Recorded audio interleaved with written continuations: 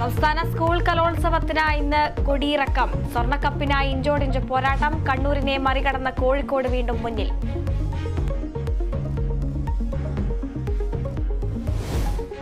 നിർണായക സിറോ മലബാർ സഭാ സിനഡ് ഇന്നു മുതൽ.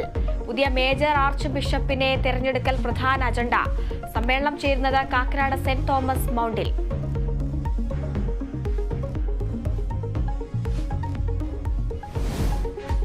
ഷെയ്ഖ് ഹസീന വീണ്ടും ബംഗ്ലാദേശ് പ്രധാനമന്ത്രി. 300-200-ലധികം സീറ്റുകൾ നേടി അവാമി ലീഗ്. ഹസീന പ്രധാനമന്ത്രി പദവിയിലെത്തുന്നത് 5ാം തവണ.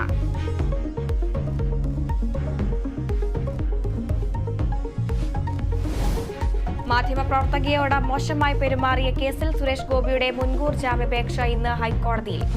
സർക്കാർ നിലപാട് അറിയിച്ചേക്കും. കേസിന് പിന്നിൽ കരുവന്നൂർ ബാങ്ക് തട്ടിപ്പിനെതിരെ പദയാത്ര നടത്തിയതിലെ വൈരാഗ്യമെന്ന് സുരേഷ് ഗോപി.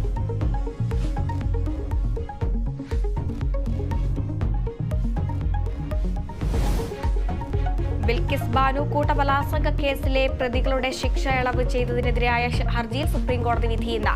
വിധി പറയുന്നത് ജസ്റ്റിസ് BV നാഗരത്ന അധ്യക്ഷനായ ബെഞ്ച്.